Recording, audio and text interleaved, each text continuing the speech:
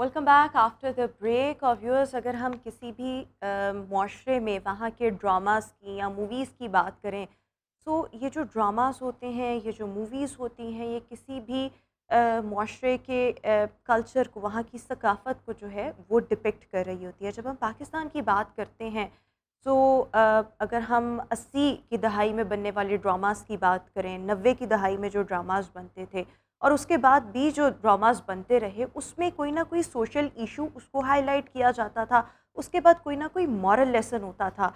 और ये वो वक़्त था जब हमारे हमसाया मुल्क में भी पाकिस्तान के ड्रामास को पज़ीराई मिलती थी। आहिस्ता-आहिस्ता होता क्या गया कि ना ड्रामास लिखने वाले वैसे रहे, ना ड्रामा बनाने वाले वैसे रहे।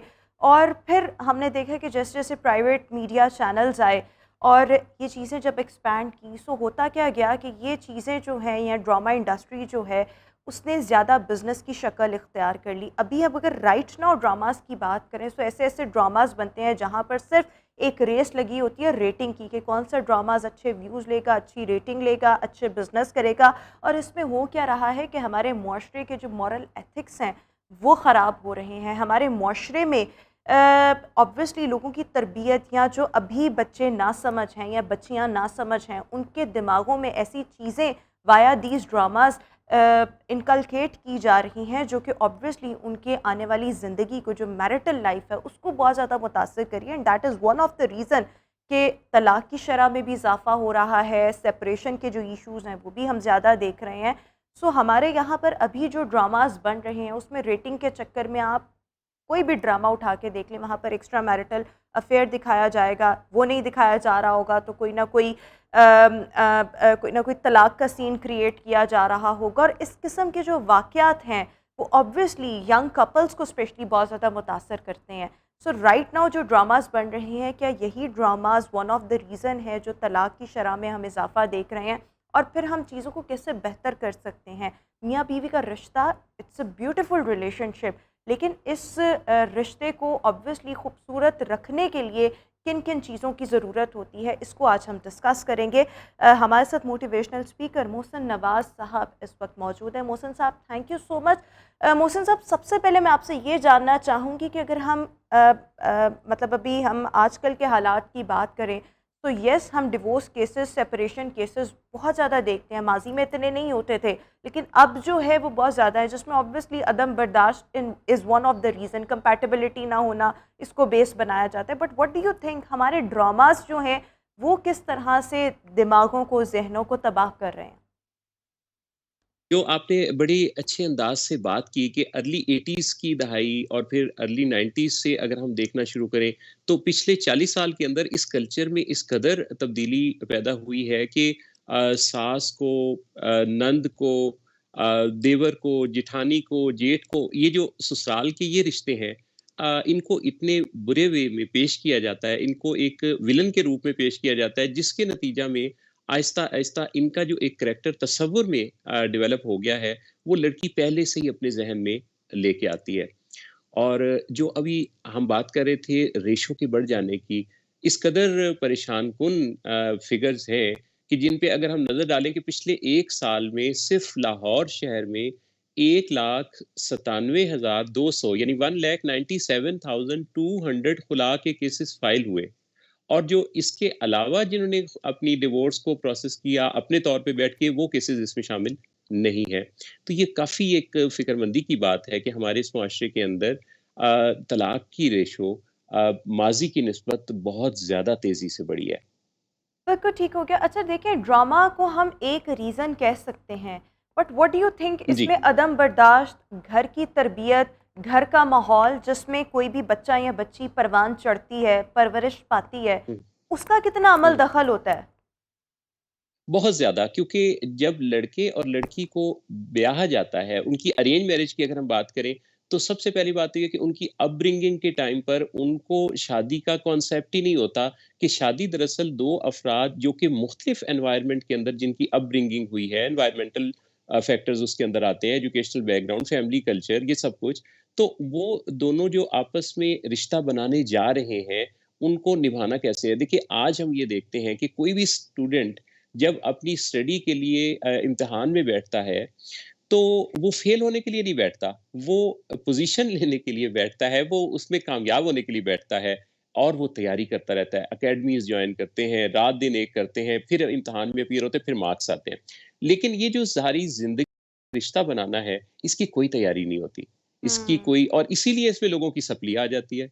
तो हमें इसके लिए बाकायदा घरों में ये माहौल बनाना होगा कि पेरेंट्स अपने बच्चों को शादी से पहले शादी होती क्या है, इसका कॉन्सेप्ट क्या है, ये किस तरह 2 उसमें लोगों में आपस में एक जुड़ना रिस्पॉन्सिबिलिटीज़ है। क्या हैं? हाँ, जी, इस बारे में जानें। प्री मैरिज काउंसलिंग एक चीज़ है जो अब दुनिया में काफ़ी रिवाज पा रही है। लोगों को बड़ी फ़िक्र होती है अपनी बेटियों को जहेज़ देने की, लेकिन अब जो बाशऊर घराने हैं, वो अपनी बेटियों को और बेटों को भी प्री मैरिज काउंसलिंग शादी को निभाना कैसे है, कैसे कॉन्फ्लिक्ट को मैनेज करना है। जब इकट्ठे चलेंगे तो इख्तिलाफ़ात होंगे, आएँगे इख्तिलाफ़ात, तो उनको फिर डील कैसे करना होगा, ये सब भी इस ट्रेनिंग का हिस्सा हुआ करता है। अच्छा मोहसिन साहब, देखिए अभी तो हम जो आजकल के ड्रामास हैं उनको डिस्कस कर रहे हैं। आजकल के ड्रामास में तो इतने पाकीज़ा रिश्ते, इतने मुक़द्दस रिश्ते, उनको भी इतना जी, बुरा जी, करके पेश किया जाता है कि जब आप रियलिटी में अपने इर्द-गिर्द वैसे रिश्ते देखते हैं तो मुझे तो एट टाइम्स समझ नहीं आती कि वो ड्रामा हमने देखा था और हमारे पास ये इतना खूबसूरत रिश्ता मौजूद है। सो ये किस तरह से जी, ड्रामास जो हैं वो बनाए जाते हैं, लेकिन ऑब्वियसली वो कहीं न कहीं हमारे मुआशरे की ही कहानियाँ होती हैं जिनको थोड़ा-सा मोल्ड भी कर दिया जाता है। लेकिन अगर हम बात करें, देखें जब अगर हम पीटीवी की बात करें और 80 या 90 की दहाई में या उसके बाद भी जो ड्रामास बनते रहे उनमें कोई ना कोई मॉरल लेसन होता था, बट एट दैट टाइम जी, ऑल्सो अगर हम बात करें तो आपको याद होगा और अभी भी ये चीज़ है कि डाइजेस्ट का रुझान बहुत ज़्यादा कॉमन था और डाइजेस्ट में जो किस्तवार कहानियाँ आती थी उनमें भी ऐसी कहानियाँ जी, होती थी। और फिर वो जो 3 जी, औरतें 3 कहानियाँ वाला कॉन्सेप्ट, तो जी, मवाद तो तब भी ऐसा था। ऑब्वियसली शायद इतना जी। पढ़ा ना जाता हो, लेकिन आपको नहीं लगता कि मतलब हम ड्रामास को अगर डिस्कस कर रहे हैं तो तब भी तो ये चीज़ें थी, लेकिन तब लोग इसका इतना असर क्यों नहीं लेते थे? बच्चियाँ, मैंने अपने इर्द-गिर्द बहुत सी बच्चियाँ देखी जो बहुत से डाइजेस्ट जो थी वो पढ़ा करती थी। हुँ। आपने बड़ी अहम बात कही है कि चीज़ें तो पहले भी थीं, लेकिन अब ये इतनी आम क्यों हैं? क्योंकि ये ज़बान पर आने लगी और डिस्कस होने लगी, आपस में इन्फॉर्मेशन का एक्सचेंज ज़्यादा हो गया और ख़ास तौर पे अगर आप देखें आपने जैसे माशाल्लाह आपका मुशाहिदा बहुत अच्छा है, तो अगर हम पिछले 20 साल का जायज़ा लें, तो इन 20 सालों के अंदर इंटरनेट पर आने वाली वेबसाइट्स ने, मोबाइल के इस्तेमाल ने, हर हाथ में चैट की ऑप्शंस ने जल्दी से इंफॉर्मेशन और मैसेज को स्प्रेड करने की जो एक वबा सी पैदा की है, इसके नतीजा में अपना जो जीवन साथी है, जिसे आपने खुद पसंद से चुना होता है बाज़ औक़ात, बाद में वो किसी दूसरे के साथ कंपैरिज़न में कम दर्जे का लगने लगता है। यही वो ख़ास बात है जिसको हमें देखना है और गौर करना है कि क्या हम जिसके साथ जीवन भर की कमिटमेंट करने जा रहे हैं, उसके बाद भी आँखें चकाचौंध करने वाली रोशनी, ग्लैमर, हुस्न, खूबसूरती और ये सारा कुछ आएगा। क्या ऐसा तो नहीं है कि तब आप बदल जाएँगे?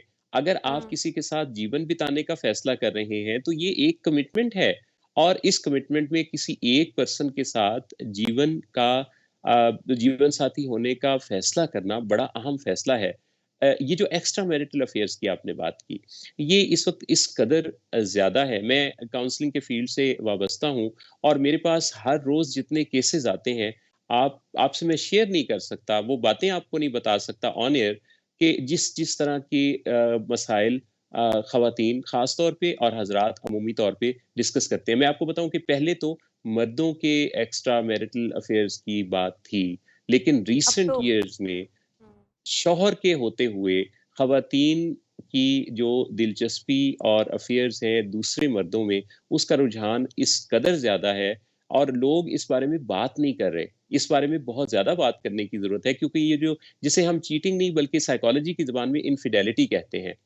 यानी उनको ढके-छुपे ऐसे रास्ते अब मौजूद हैं जिसमें उनके जल्दी से कनेक्शन बन जाते हैं, जल्दी से दोस्तियाँ हो जाती हैं, फ़ोन में कॉन्टैक्ट आ जाता है, फिर व्हाट्सएप पर हेलो हाय होती है और चलो जी दोस्ती आगाज़ हो गई, तो फिर फ़ेसबुक बाकी देखें चीज़ें। इसमें it's more of the hmm, role of social media और द इंटरनेट। हुँ, समहाउ जी, इसमें ड्रामास का भी ऑब्वियसली लिंक है, लेकिन इसमें सोशल मीडिया का हुँ, भी तो किरदार है, जो आप कह रहे हैं कि रसाई अब जल्दी हो जाती है, कनेक्शंस जल्दी बन जाते हैं। सो फिर जी। एक्स्ट्रा मैरिटल अफेयर्स में इन चीज़ों का भी तो रोल है ना? वैल्यूज़ का फ़ैसला करना होगा। मैं अगर ज़िंदगी या आप अगर अपनी ज़िंदगी गुज़ारते हैं, तो उसकी कुछ वैल्यूज़, कुछ मॉरल वैल्यूज़ होनी चाहिए, जिसकी आप बात कर रही थीं कि एक्चुअली हम इस बारे में सोचना ही भूल गए। हम बार-बार टेंशन, स्ट्रेस की बात करते हैं और फिर हम रिलैक्स होना चाहते हैं और उस रिलैक्सेशन का टूल हमने चुना अपने डोपामाइन को हाई करने के लिए। कभी हम किसी सब्सटेंस का यूज़ करते हैं, लोग बाज़-औक़ात नशों में चले जाते हैं, लोग बाज़-औक़ात बहुत ज़्यादा जंक फूड का इस्तेमाल करने लगते हैं क्योंकि वहाँ से भी डोपामाइन हाई होता है। लोग बाज़-औक़ात एक्स्ट्रा मैरिटल अफ़ेयर या अपोज़िट जेंडर के साथ गपशप को भी इसी टूल का हिस्सा समझते हैं। तो अच्छा, एक एक्चुअली हम एक एक अपने एक और चीज़ मैं आपसे यहाँ पर एक ये भी डिस्कस करना चाहूँगी कि अगर हम अपने जी, इर्द-गिर्द नज़र दोहराएँ, सो ऑब्वियसली ये जो ड्रामाज़ जिनकी अभी हम बात करें या उनमें जो मवाद जो है, जो नशर किया जाता है, डू यू थिंक कि ये कपल्स के दरमियान अनरियलिस्टिक एक्सपेक्टेशंस उनको भी जन्म देता है? कि अगर एक खातून किसी कपल को देख रही है किसी ड्रामे में और वो बड़ा फ़ैसिनेट उसको कर रहा है कि कितना रोमांटिक इनका रिलेशनशिप है, कितना ख़्याल रखा जा रहा है, बट उसको अपना आइडियल अगर वैसा ना मिले या उसकी हो इंसान हम सबकी ज़िंदगियाँ सेम तो नहीं होती, कहीं में कोई जी, कमी होती है, कहीं पे ऑब्वियसली कोई ना कोई पॉजिटिव चीज़ें भी होती हैं।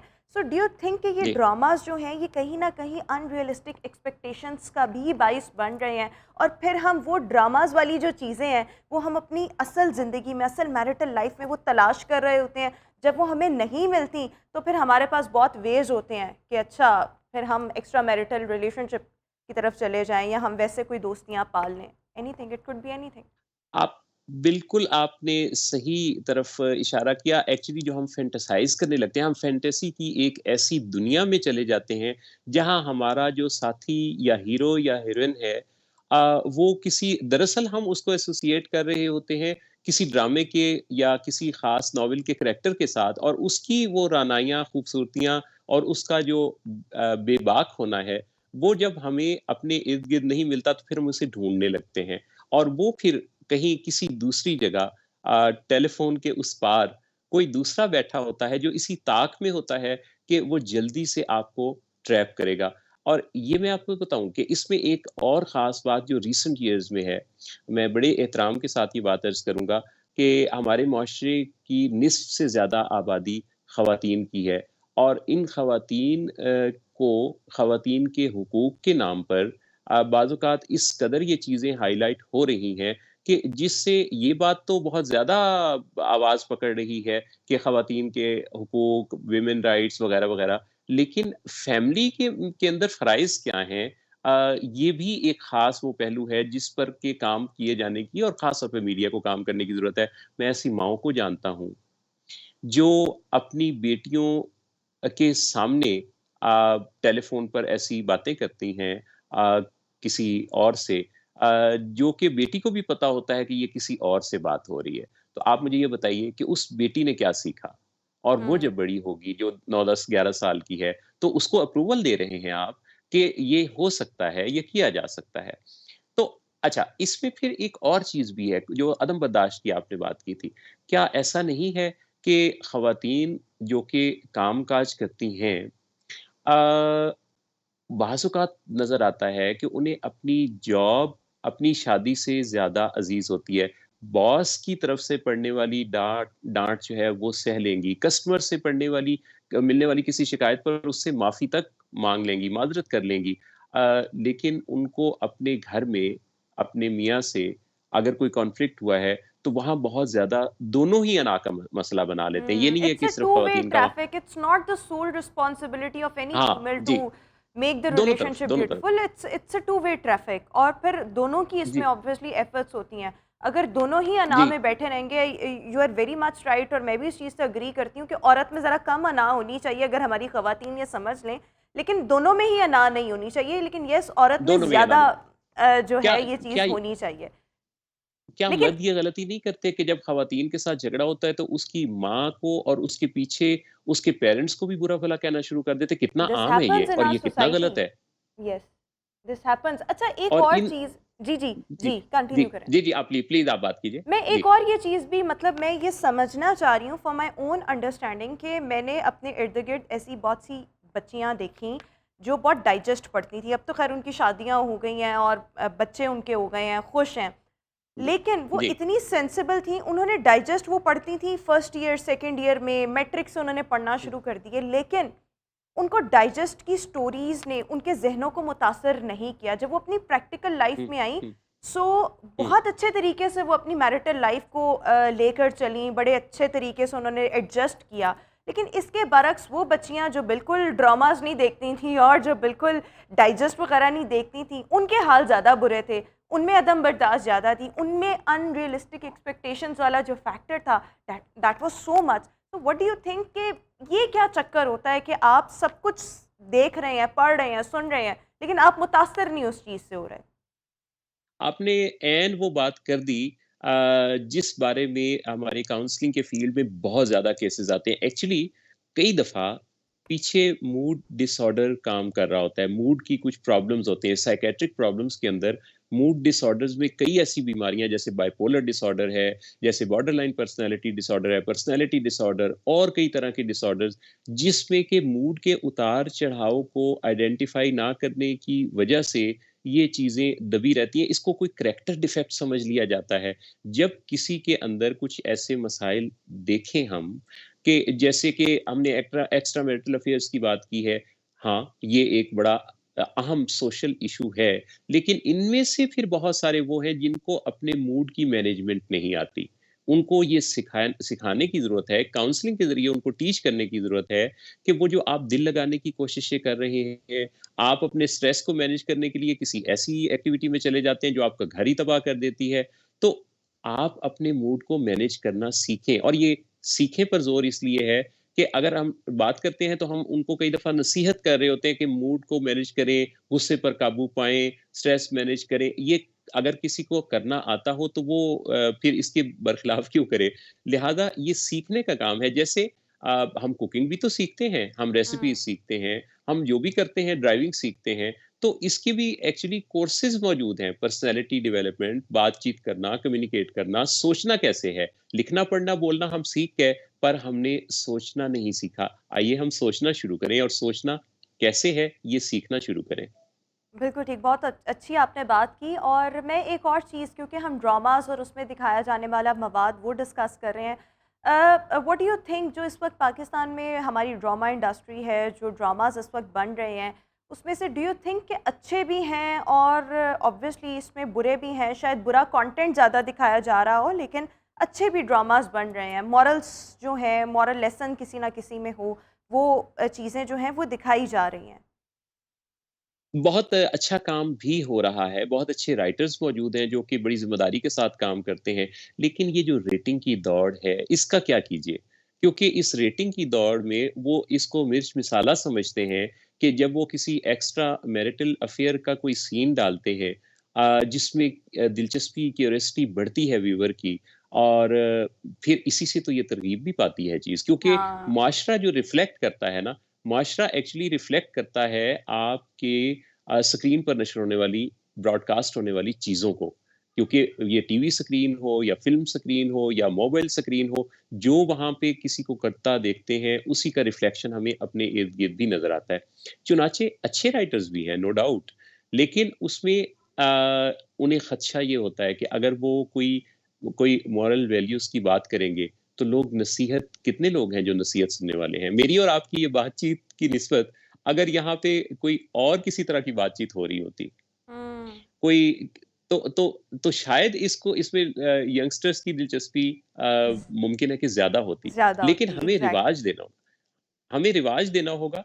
हम ये करें कि हम इस बारे में बात करना शुरू कर दें। मैंने जब रेडियो का प्रोग्राम करना शुरू किया था ना, तो उसमें एक ख़ास ऑडियंस को मैं कैटर करता था। हुँ। स्पेशल पर्सन्स को मैं कैटर करता था। तो उसमें मुझे कहा उन्होंने कि भई आप एक ख़ास ऑडियंस के लिए जब काम करेंगे तो ये तो लिमिटेड सा हो जाएगा ऑडियंस। तो इस तरह की संजीदा गुफ्तगू के का नंबर ऑफ लिस्टर जो है वो कम है। मैंने कहा नहीं, इस पे हम काम करेंगे और इसका ट्रेंड सेट करेंगे और फिर यही हुआ कि हमने करते लोगों को आदी बना दिया गौर-व-फ़िक्र वाली बातों का और एक अच्छा खासा नंबर मेरे तो वो जो ऑब्वियसली लिस्टनर्स हैं मीडिया उनका का भी जनरेट उसमें रोल होता है ट्रेंड्स को रोल है डेवलप ना। करने में, और वो इंटरेस्ट जो हुँ, हैं वो व्यूअर्स में पैदा किए जाएँ। अच्छा, इसके साथ-साथ एक आखिरी सवाल, क्योंकि हम ड्रामास को लिंक कर रहे थे अज़दवाजी ज़िंदगी के साथ।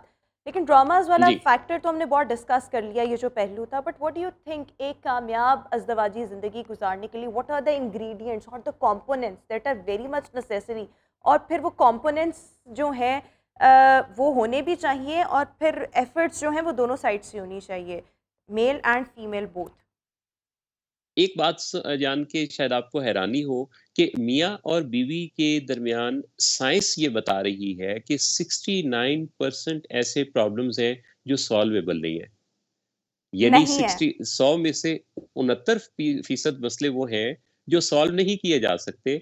लिहाजा इस बारे में ये कबूल करना कि उसका और मेरा मिजाज मुख्तलिफ है, हमें एक दूसरे के साथ कंपैटिबिलिटी को मेंटेन करना है, बनाना है, सीखना है, ये एक तो चीज़ ज़हन में रखनी चाहिए। दूसरी बात हम्म। ये कि मियाँ और बीवी का जो रिश्ता है, ये इस्लाह का रिश्ता नहीं है। हम शादी के बंधन में बनते हैं ना, तो हम जल्दी से एक दूसरे को करेक्ट करना शुरू कर देते हैं। तुम ऐसा ये ठीक नहीं है, ये गलत है, हम जजमेंटल हो जाते हैं। ये जो जजमेंटल होना है, ये इस कदर फ़साद की जड़ है कि हम जो है ना वो बहुत कंट्रोलिंग स्टाइल में चले जाते हैं। हम हम्म। तनकीद बहुत करते हैं, तौहीन करते हैं, और हम हम्म। सिर्फ़ तौहीन बोलकर नहीं करते, हम जो है वो बॉडी जेस्चर से, हमारे फेशियल एक्सप्रेशन से, इन सब चीज़ों से भी। तो 4 रुकात अगर मियाँ-बीवी याद रखें, तो उनसे वो एक बेहतरीन खुशहाल ज़िंदगी गुज़ार सकते हैं। एक, तौहीन करना छोड़ दें। कोशिश करें कि एक-दूसरे की कभी तौहीन ना किया किया करें। नंबर 2, तनकीद करना छोड़ दें। तनकीद करने से कोई बेहतरी नहीं आती, तनकीद करने से दिल ही बुरा होता है। हम्म। तीसरी बात ये है कि डिफेंसिव होना छोड़ दें। जल्दी से अपने बारे में आप वज़ाहतें देने लगते हैं, इस तरह का रिलेशन ना बनाएँ। चौथी बात ये कि खामोश होना छोड़ दें। बाज़ औक़ात बातचीत 2-2 दिन लोगों के दरमियान बंद होती है। मैं आपको बताऊँ, हम्म। मैंने एक कपल मुझसे मिला, उनके मियाँ काउंसलिंग के लिए आए थे, एज 62, रिटायरमेंट के बाद 2 साल से घर में थे, बेगम भी जॉब करती थी, हम उम्र थी, वो भी जॉब से फ्री होके रिटायर हुई। दोनों की 1 साल से बोलचाल बंद थी। यानी उससे पहले वो बिज़ी होते थे प्रोफ़ेशन में, तो कभी-कभी इत्तेफ़ाक़िया बात कर लेते। तो 1 साल से एक ही घर में रहते हुए वो कहने लगे कि हमारे दरमियान कोई डायलॉग नहीं हुआ।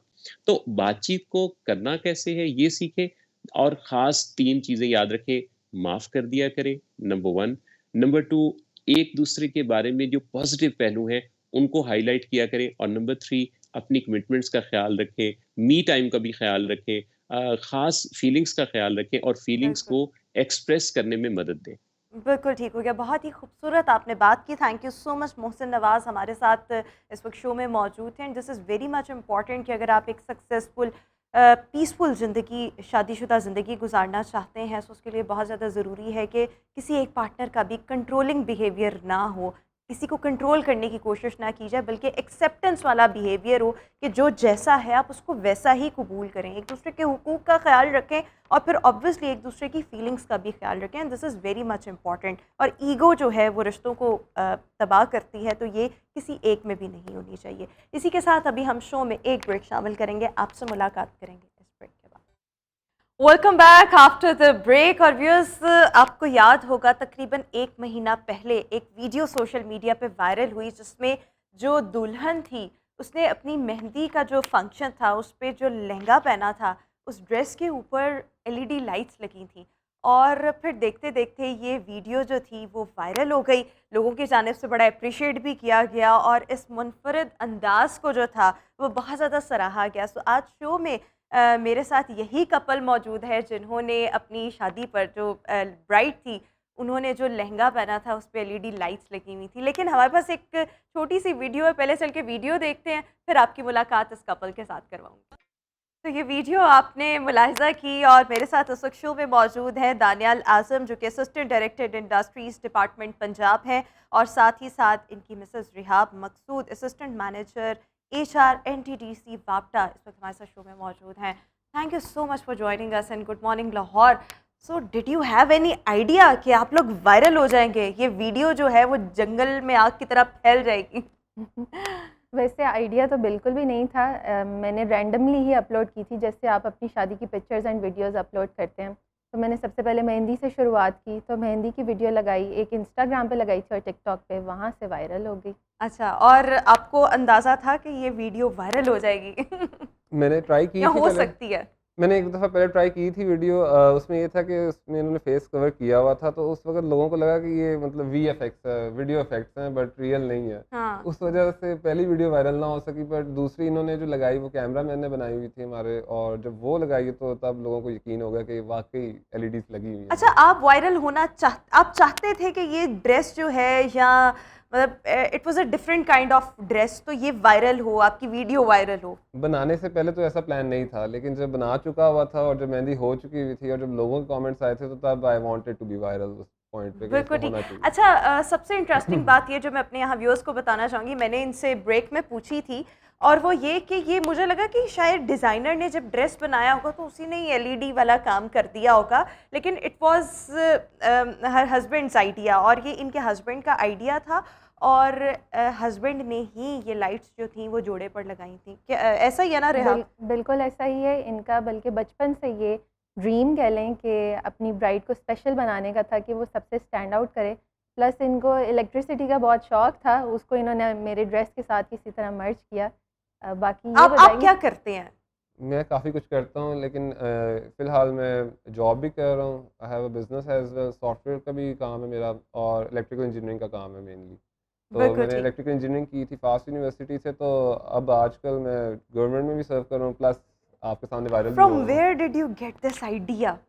आइडिया आइडिया ये था कि अब जो ड्रेसेस हैं उनके ऊपर जितने मोती हैं ना, मैं उनसे बोर हो चुका हूँ टू बी ऑनेस्ट। आज के दौर में आपने जितने अल्लाह माफ करे कितनी शादियां की हैं जो आप बोर हो चुके नहीं हैं। देखी बहुत ज़्यादा ना मैंने, तो इस वजह से मैंने कहा कब तक हम ये वही कन्वेंशनल में ये मोती शोती लगाएंगे, चमकते तो वो भी हैं, तो क्यों नहीं हम एलईडीज़ के साथ स्टार्ट करें, अगर चमकाना ही है किसी को तो व्हाई हाँ नॉट एलईडीज़।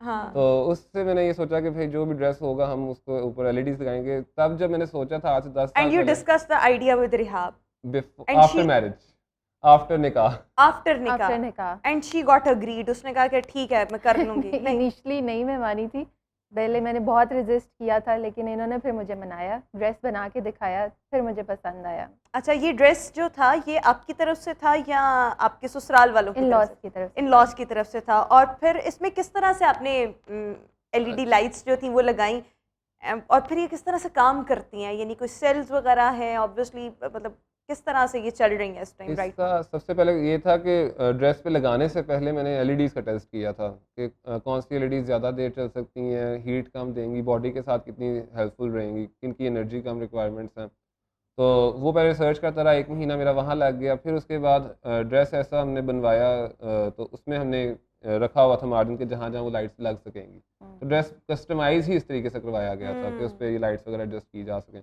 फिर उसके बाद ये लाइट सारी की सारी उसके अकॉर्डिंगली सीता गया मैं, और इसके अंदर अच्छा, लाइट्स, हमने खुद स्टिचिंग भी खुद ही की? हाँ जी, स्टिचिंग सीरियसली? यस, और किसी से यस। करवाया नहीं जा सकता क्योंकि मुझे आप लाइट्स का आइडिया आप किसी और से नहीं अल्लाह मिला। ताला के आगे मतलब सर्व सजूद नहीं होती कि अल्लाह ताला मुझे ऐसा खामन दिया, लड़कियां पता नहीं क्या क्या कहती हैं, उसने मेरे ड्रेस पे इतनी मेहनत कर दी। सब ने अप्रिशिएट किया कि इतना अच्छा हस्बैंड है तुम्हारा, खुद लाइट स्टिच कर रहा है, तो वाकई मैं काफ़ी खुश हुई इस बात से। हाँ। हम्म। अच्छा, इसके साथ साथ देखें, एक मतलब मैं अगर आपसे ये भी जानना चाहूँ कि ये तो चले आइडिया था, सब कुछ था, लेकिन आपके घर वालों का, सबसे पहले आपके घर वालों का रिस्पॉन्स, ऑब्वियसली इनसे भी डिस्कस किया होगा, लेकिन उन्होंने कुछ नहीं कहा कि ये आप क्या करने जा रहे हैं, बुरा लगेगा, अच्छा लगेगा, या आपको उनको कायल करना पड़ा हो, एनीथिंग लाइक दिस?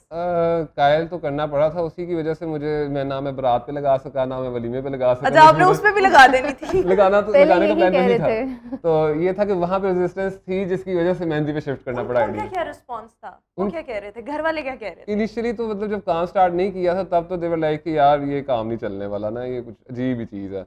बट जब चल पड़ा था तो उसके बाद दे वर वेरी सपोर्टिव कि मतलब बहुत ज़बरदस्त लग रहा है, उनको भी बहुत पसंद आया था उस वक्त जब मैंने और इसको। आपसे जब डिस्कस किया, so what did you have in your mind कि भाई मैं क्या लगूंगी, कैसा होगा? आपने कहा ना पहले मैंने इनकार किया, सो वो डिनाई जो किया तो वो किस बेस पे किया, क्या आपके दिमाग में उस टाइम चीज़ आई? मतलब कि मैं अपने लहंगे को लेके, लड़कियां काफ़ी ज़्यादा पोजेसिव होती हैं कि हम अपनी मर्ज़ी का लहंगा बनवाएं, तो इन्होंने कहा मैं ऊपर लाइट्स लगाऊंगा। तो पहले मैंने कहा शायद जो घर के बाहर लाइट्स लगती हैं वो वाली लाइट्स तो नहीं लग रही, तो मैंने इग्नोर किया थोड़ा टाइम, लेकिन इन्होंने काफ़ी प्रेस किया कि नहीं ये लगनी है लगनी। मैंने कहा अच्छा सीरियस है ये तो?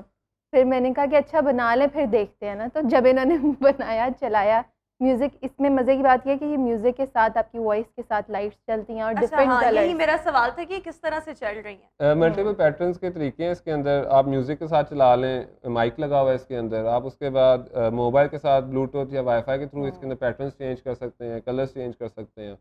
तो अच्छा मेनली मोबाइल के साथ ये है। बॉडी फ्रेंडली है, यानी कोई ह्यूमन बॉडी को नुकसान वगैरह तो नहीं नहीं, ह्यूमन लाइट्स? बॉडी को नुकसान देने के लिए इसमें ऐसी कोई चीज़ नहीं है। दीज़ आर हाँ। जस्ट सिंपल काफ़ी लाइट्स। लोगों का क्वेश्चन यही था कि आपको करंट नहीं लगा, तो ये this is the I think 10th time कि मैं इसको पहन रही हूँ 4 और महीनों में 10 दफ़ा आपने अपनी मेहंदी का जोड़ा मैंने ये पहना है। पहन लिया है। और ये लोग यही पूछते हैं कि करंट नहीं लगा, तो मैंने यही बताती हूँ कि इसमें इतनी ही इलेक्ट्रिसिटी है जितनी आपके मोबाइल फ़ोन में होती है।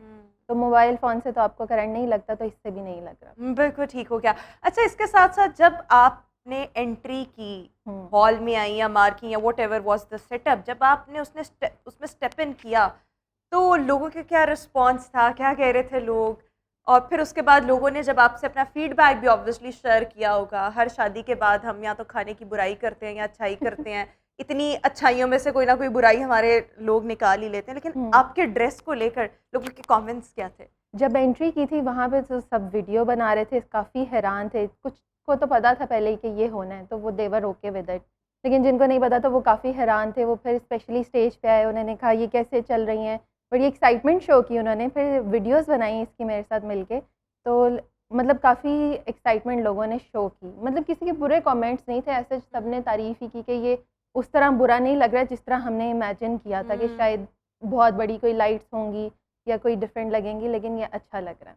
बिल्कुल ठीक। और आपका जो मोराल था वो फिर अप हुआ लोगों के कमेंट्स सुन के? फिर आपने कहा देखा मैं कहता था ना, बारात में भी लगवा लेती, वलीमे में भी लगवा लेती। अभी भी ऐसा ही हो रहा है। इनको मैंने अभी भी ऑप्शन दी हुई है कि जो ड्रेसेस अभी पड़े हुए हैं बारात वगैरह के, उन पे भी हम एक्सपेरिमेंट कर लेते हैं। मान हाँ। नहीं रही है, लेकिन उम्मीद करते हैं हमारे ऑडियंस इनको खुश कर लेंगे किसी तरीके से। हाँ। अब क्यों नहीं मान रही? अब तो लोगों की जानिब से इसको पसंद किया जा रहा है। पसंद किया जा रहा है, बस थोड़ा टाइम लगेगा शायद माइंड बनाने में। वो मैंने वही कहा ना, लड़कियां अब अपने तो ड्रेस शादी को हो लेके गई। अब तो शादी हो गई, अब जब दोबारा ड्रेस पहनना तभी इस पे ऐसा कोई काम। आजकल मना रहे हैं मुझे कि बारात का ड्रेस जो है ना उस पर लगाते हैं, तो मैंने कहा हाँ। अच्छा सोचते हैं इस बार। अच्छा ठीक हो गया। अच्छा वैसे मतलब ये जब ऑब्वियसली इन्होंने पहन लिया ये लहंगा और लोगों की जानिब से अप्रिसिएशन भी आ गई, किसी ने इस ख्वाहिश का इजहार किया कि भाई मेरी भी शादी का ड्रेस ऐसा होना चाहिए, उस पर भी एलईडी लाइट्स लगनी चाहिए? अच्छा लगे तो मैं कहाँ से लगवाऊँ? रात को ही मेरे ख्याल से कोई आई गेस 200th कॉल आई है मुझे।